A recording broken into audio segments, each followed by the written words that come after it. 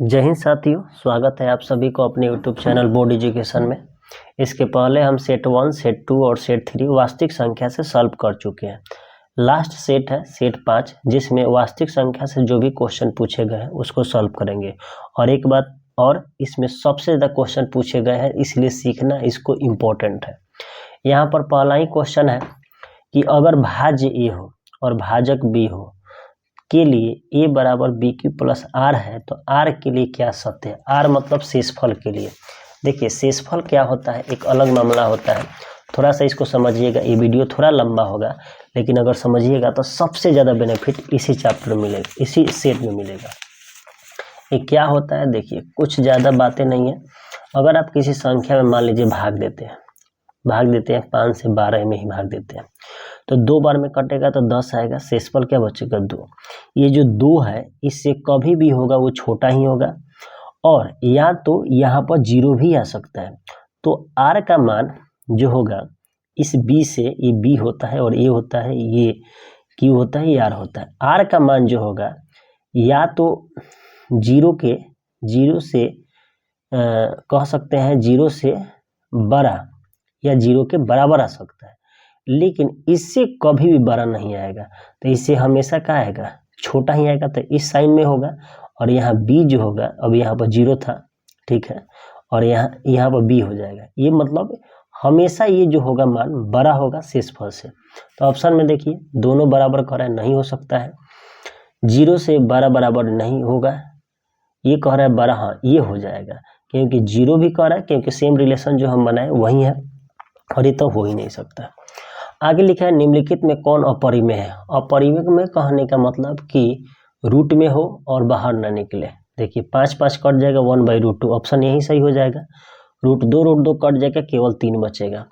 40/12 तो खुद एक परिमेय संख्या √196 का 14 वर्गमूल होता है।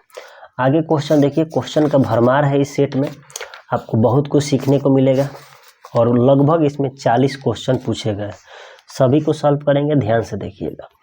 कह रहा है कि 2 लगातार संख्याओं का मौसा क्या होता है। कोई भी 2 लगातार संख्या हो, जैसे 4, 5 हो, 9, 10 हो, 100, 101 हो, कोई भी लगातार अगर कोई भी 2 संख्या रहता है तो याद रख लीजिएगा उसका HCF 1 होता है। जैसे 3 है, 4 है, इसमें कुछ नहीं है तो कॉमन क्या है, 1 है। 5 है, 6 है, इसमें कुछ नहीं तो क्या है, 1 है। तो इसका राइट ऑप्शन क्या हो जाएगा, B हो जाएगा। अगला क्वेश्चन है 2 क्रमिक सम संख्याओं का HCF क्या होगा। तो सम संख्या मतलब 2 और 4 है, इसमें कितना मिल जाएगा, 2 मिल जाएगा। 4 और 6 है तो क्या मिल जाएगा, 2। ये भी याद रखने वाला बात है कि क्रमिक अगर सम संख्या होगा तो उसका HCF कितना होगा, 2 होगा। 2 या 2 से अधिक आभास संख्या, देखिए आभास संख्या कितना भी रहे, एक लाइन में कहिएगा, उसका HCF कितना होगा, 1 होगा। 2 लगातार विषम संख्या होगा, तो विषम संख्या जब भी होगा तो ये भी याद रखिएगा कि उसका भी HCF कितना होता है, 1 होता है। हाँ, HCF पूछ रहा है, LCM का होगा, तो उन संख्याओं का गुणनफल याद रखिएगा। अब कह रहा है 2 सह-आभाज्य संख्या। सह-आभाज्य संख्या मतलब ये तो डायरेक्ट ही होता है, जो सह-आभाज्य संख्या होते हैं उसके HCF क्या होता है, 1 ही होता है। यदि A और B आभाज्य संख्या है तो इसका LCM देखिए पूछ दिया ना, तो LCM अभी आपको बताए थे, उन दोनों संख्याओं का क्या हो जाएगा, गुणनफल। तो ऑप्शन नंबर C सही होगा। छोटी से छोटी भाज्य संख्या और अभाज्य संख्या का HCF और LCM का गुणनखंड पूछ रहा है, यानी गुना करने पर। देखिए अगर हम बात करें छोटी संख्या भाज्य की तो 4 होता है, अभाज्य की बात करें तो 2 होता है। इसका HCF जो होगा 2 होगा, और LCM की बात करें तो 4 होगा, और 4 2 का गुणनखंड कितना होगा, 8 होगा, यानी दोनों को गुना करने पर। तो ऑप्शन दिया है D सही होगा। कह रहा है 2 संख्याओं का गुणनफल दे चुका है, उसका HCF दे चुका है, तो LCM का होगा। ये फार्मूला ही होता है कि पहली संख्या गुने दूसरी संख्या बराबर HCF गुने LCM। तो देखिए क्या दिया है, दोनों संख्या का गुणनफल दे चुका है 8670 बराबर HCF गुने LCM होता है। तो क्या दिया है, इसमें मौसा यानी HCF दे दिया है 17, LCM पूछ रहा है, तो काट दीजिए 17 से, 17 × 5 = 85, 17 × 1 = 5, 7 10 होगा। ऑप्शन नंबर D सही होगा। कह रहा है 6, 8 और 22 का लसा और मौसा का अनुपात पूछ रहा है, ये LCM और HCF का। तो 6 है, 8 है, 22 है, HCF देखिए, HCF वो संख्या होती है जो सभी को काट दे, तो 2 ऐसी संख्या होगी जो सबको काट देगी, और एलसीएम बड़ी से बड़ी संख्या देखा जाता है जो सबको काट दे। तो एलसीएम किसको निकालना पड़ेगा, देख लेते हैं। तो यहाँ से 6 है, 8 है, 22 है, तो 2 से तो कम कटेगा, 3 होगा, 4 होगा और 11 होगा। अब कोई कटेगा नहीं, तो 3 दूना 6 और 6 चौका 24 और यहाँ 24, ये हो जाएगा 4, 6, 264। तो अनुपात पूछा है, तो किसका किसका अनुपात पूछा है, पहले क्या है, एलसीएम है, तो एलसीएम कितना होगा 264/2, कट जाएगा तो 1, 3, 4, 134/1 ऑप्शन में दिया है, 134/1 नहीं दिया है, सॉरी 132 होगा, ऑप्शन नंबर ए सही होगा। संख्या 50 और 60 का एचसीएफ और एलसीएम बता देना है, तो इसका एचसीएफ निकालते हैं और एक तरफ एलसीएम निकालते हैं और दोनों को गुना करके बता देते हैं। तो 50 है और 60 है, एचसीएफ तो 10 आएगा, और एलसीएम की बात करें तो 6 × 5 = 30 होगा, यानी 300 आ जाएगा। और दोनों का क्या पूछा है जी, दोनों का गुणनफल एचसीएफ और एलसीएम को गुना करिएगा तो कितना हो जाएगा, 3000 हो जाएगा। ऑप्शन नंबर डी सही हो जाएगा। यदि 65 और 117 का एचसीएफ 65m - 117 के रूप में है, तो m का मान क्या होगा। देखिए, दोनों संख्याओं का गुणनफल होता है पहली संख्या गुने दूसरी संख्या, तो पहली संख्या इसमें कितना दिया हुआ है, 65 दिया हुआ है, और गुने दूसरी संख्या कितना है, 117 है, बराबर एचसीएफ दिया है, तो m का मान पूछ रहे थे। एलसीएम इसको निकाल लेते हैं, पहले एलसीएम कितना आएगा, तो 65 117, 65 और 117 में दोनों में कितना कॉमन है, 13, 17 कॉमन है ना, 17 × 5 नहीं 13 हो जाएगा, 13 × 5 = 65, तो डायरेक्ट हम बराबरी कर देते हैं, एलसीएम निकल गया ना, कहाँ गया क्वेश्चन, यहाँ पर है, तो 13 यहाँ बराबर कर देते हैं, एचसीएफ बराबर एचसीएफ, तो एचसीएफ दिया है 65m - 117 बराबर कितना हो जाएगा, 13, तो हो जाएगा 65m बराबर जुट जाएगा तो 130 होगा, 65 गुना कितना हो जाता है, 130, तो m का मान सीधे कितना निकल जाएगा, 2 निकल जाएगा। अगला क्वेश्चन है, यदि एचसीएफ इतना 8 दिया है तो एलसीएम पूछ रहा है, तो सेम प्रोसेस, क्योंकि इसमें क्वेश्चन ज़्यादा दिए हैं, आपको सॉल्व भी ज़्यादा करना पड़ेगा। देखिए, एचसीएफ एलसीएम, तो फार्मूला होता है पहली संख्या 392 गुने 32 16, एलसीएम गुने एचसीएफ होता है, तो यहाँ 8 से भाग कर दीजिए, 8 से भाग करिएगा तो कटेगा 8 चौका 32, 0 8 दूना 16, ये 392 गुने 402 हो जाएगा। तो 400 से गुना करते हैं तो कितना आ जाएगा, 4 दूना 8 और 9 चौका 36 के 6 और 4 3 12, 12 3 1500, आप प्लस 400 से गुना किए हैं, इतना होगा, प्लस हो जाएगा 2 दूना 4 और 9 दूना 18 और हो जाएगा 3 दूना 7, यानी हो जाएगा 4 8 8 7 15 6 1 7 5 1, इतना दिया होगा 15 75 84, 15 ऑप्शन यही में दिया है 15 75 84। अगला देखिए, यदि संख्या 100 और 45 हो, इसका एलसीएम 90 दिया है, एचसीएफ 5 है, तो x का मान क्या होगा। एक ही फार्मूला पर सभी क्वेश्चन चल रहे हैं, अगर ध्यान दीजिएगा तो ध्यान दीजिए, यहाँ पर x गुने 45, तो पहली संख्या गुने दूसरी संख्या, एचसीएफ कितना दिया है 90, एलसीएम दिया है और 5 दिया है, 5 से काटिएगा तो 9 बार में, 9 से काटिएगा तो 10 बार में, x का मान कितना आ जाएगा, 10 आ जाएगा, तो ऑप्शन नंबर सी सही हो जाएगा। अगला क्वेश्चन देखिए दिया है, अब बनाते हैं नेक्स्ट क्वेश्चन जो है, ध्यान से समझते चलिएगा, अगर आप कंटिन्यूअस देखते हैं तो आपको सभी चीज़ें समझ में आ जाएगी और एग्जाम में आपको आसान होगा। यहाँ पर एचसीएफ दिए थे, पहली संख्या दूसरी संख्या हो जाएगा, एचसीएफ दिया 120, तो एलसीएम पूछ रहा है, एलसीएम भी दिया है 25 गुने के दिया था, के का मान पूछा है, तो सेम फार्मूला लगेगा 25 20 गुने 6600 बट्टा हो जाएगा,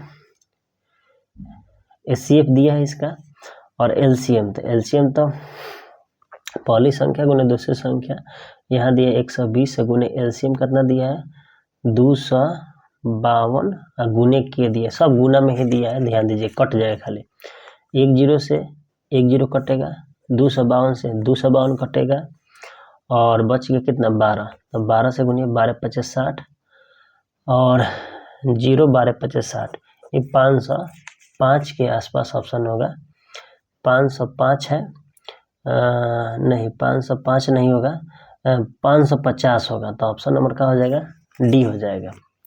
यदि दो संख्याओं का मौसा 25 है और लौसा इतना है तो उन संख्याओं को, यानी दोनों संख्या का गुणनफल नहीं पूछ रहा है, तो 25 5 125 यानी 1250, ऑप्शन ये सही होगा।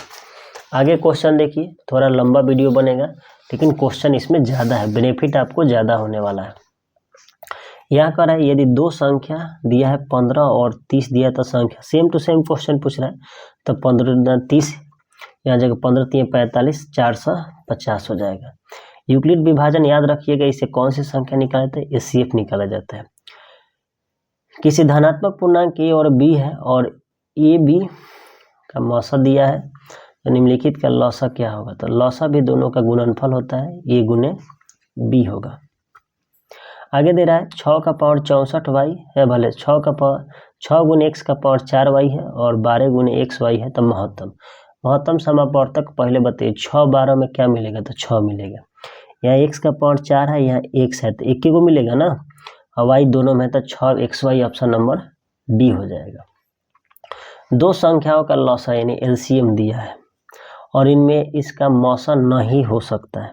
देखिए मौसा वही होता है जो इसको काट दे, 300 काट देगा 200 नहीं काटेगा, 500 काट सकता है 3 बार में काट देगा, तो कह रहे हैं मौसा नहीं होगा, तो नहीं कौन होगा 200। ये दो संख्याओं का लौसा और मौसा समान हो तो संख्या कैसी होती है, वही बताए थे, एक पहले मिला था, वो भी संख्या क्या होती है समान होती है। इस दो संख्याओं का गुणनफल 1200 है और इसका मौसा 15 दिया है, तो लौसा क्या होगा, तो काट दीजिए इसको, काटिएगा इसको, 15 8 20 यानी 80 ऑप्शन हो जाएगा, ऑप्शन नंबर डी हो जाएगा। थोड़ा सा कैलकुलेशन इसलिए फास्ट कर रहे हैं ताकि वीडियो ज़्यादा लंबा ना हो। देखिए एचसीएफ दिया है, ए 8 का 4 दिया है, ए 8 का 24 एलसीएम दिया है, तो ए का मान क्या होगा। फार्मूला होता है पहली संख्या गुने दूसरी संख्या।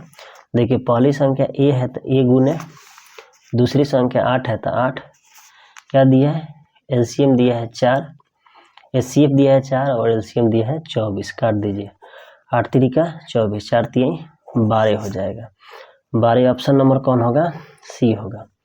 सेम वैसे ये भी क्वेश्चन दिया है, एलसीएम 91 26 पहली संख्या दूसरी संख्या, एलसीएम दिया है तो एचसीएफ पूछ रहा है, तो देखिए कैसे बनेगा, 26 गुने 91 हो जाएगा, 26 गुने 91 होगा और बट्टा क्या दिया है एलसीएम दिया 182, 91 से 2 बार में कटेगा, 2 से 13 बार में कटेगा, ऑप्शन नंबर कौन सही होगा सी सही होगा। x के पावर 6 है, y के पावर 3 है और x का पावर 2 है, y के पावर 5 है, तो लौसा क्या होता है। लौसा ध्यान रखिएगा दोनों संख्याओं का गुणनफल होता है, जब गुना करिएगा तो x का पावर 6 और यहाँ 2 है, तो 6 2 8 किसी ऑप्शन में है, ऑप्शन नंबर 6 और 2 8, 8 लगता है कि यही है, बाकी तो कोई दिख रहा है, तो ऑप्शन सी सही होगा। इनमें कौन आभास संख्या, आभास संख्या होता है जिसका गुणनखंड 2 के अलावा नहीं होता है। देखिए 8 का भी होता है, 9 का होता है, 11 का नहीं होता है।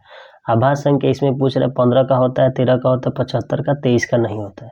इसमें भी अभाज्य संख्या पूछा है, 29 का नहीं होता है। कौन सा सहयुग्म है, यानी दोनों का एचसीएफ 1 होना चाहिए, 15 20 का 5 होगा, 13 52 का 13 होगा, 9 16 का 1 होगा, ऑप्शन नंबर बी सही होगा। 505 के कितने अभाज्य गुणनखंड होते हैं, तोड़ लीजिएगा, जैसे हम आपको तोड़ के भी दिखा देते हैं। यहाँ पर 5005 है, देखिए यहाँ पर 5005 है, पहले तो 5 से काट सकते हैं, 1001 आ जाएगा। उसके बाद देखिए 1 2 3 ये 7 से कटेगा, थोड़ा सा देख लीजिएगा इसको, 7 कम 7 होता है, उसके बाद 3 0 होगा, 7 चौका 28, 7 का 21 होगा। फिर अब ये कितना से कटेगा, 7 से नहीं कट सकता है, 11 से, 11 से 1 13, यानी 1 2 3 4 होगा फैक्टर, तो फैक्टर कितने होंगे 4 होंगे। अगला क्वेश्चन है 96 का अभाज्य गुणनखंड क्या होगा। तो गुना करके भी देख सकते हैं इसमें, और नहीं तो आप सबसे बढ़िया है 96 का फैक्टर तोड़ दीजिए। कितना होगा, 2 से 4 और 8 48 होगा, 2 से 24 होगा, 2 से 12 हो जाएगा, 2 से 6 होगा और 2 से 3 होगा। तो 1 2 3 4 5, 2 का पावर 5 कहीं है, 2 का पावर 4 है, 2 का पावर 5 है, 3 है, हो जाएगा। 38 अभाज्य का ऐसे 3 का अधिकतम घातांक, थोड़ा सा अपने से सॉल्व करिएगा, हो जाएगा। इतना का भी सेम 5 का पूछ रहा है, 3 का पूछ रहा है, 1004 में 2 का पूछ रहा है, हम पहले भी बता चुके हैं। इसमें 5 का पूछ रहा है, इसका केवल अभाज्य गुणनखंड पूछ रहा है। तो कुछ नहीं करना है, जो फैक्टर है उसको तोड़ दीजिएगा, ऑप्शन मिल जाएगा। इसमें 2 का घात पूछ रहा है। 360 के अभाज्य गुणनखंड में सभी गुणनखंड के घातों का योगफल। अभी देखिए क्वेश्चन फिर घुमा दिया, घातों का योगफल कह रहा है। 360 2 से तोड़िएगा तो 280 हो जाएगा, 280 होगा, 180 होगा, फिर 2 से तोड़िएगा तो 90 हो जाएगा, 2 से तोड़िएगा तो 45, 45 के बाद यहाँ 3 से तोड़िएगा तो 15 हो जाएगा, और फिर 3 से तोड़िएगा तो 5। देखिए यहाँ 2 का पावर 3 हो जाएगा, 3 का पावर 2 हो जाएगा और 5 का पावर 1 होगा, यानी 3 2 5 1 6 होगा। कितना हो जाएगा, ऑप्शन नंबर सी सही है। 98 नंबर क्वेश्चन था। और देखते हैं 2 क्वेश्चन क्या है। देखिए 2 क्वेश्चन है, 140 का केवल अभाज्य गुणनखंड है। देखिए रेकरिंग वाला पूछ दिया तो पहले लिखिएगा 32, ठीक, बटा 1910। अब कटने वाला है, तो कटने वाला है तो पूरा दिया है, नहीं दिया है, 16 बटा 45, 16 बटा 45 कोई है नहीं, यानी दोनों पर दिया है। 32 बटा कितना हो जाएगा, 90। ऐसे भी 90 नहीं 99 होगा, ये गलत होगा, ये 100वां क्वेश्चन था। ये मॉडल सेट 5 था, हमने पांचों आपको सॉल्व करा दिया वास्तविक संख्या का। इसके बाद का जो भी वीडियो होगा एक इम्पॉर्टेंट होगा वास्तविक संख्या से रिलेटेड, उसके बाद हम आपको बहुपद चैप्टर शुरू कर देंगे।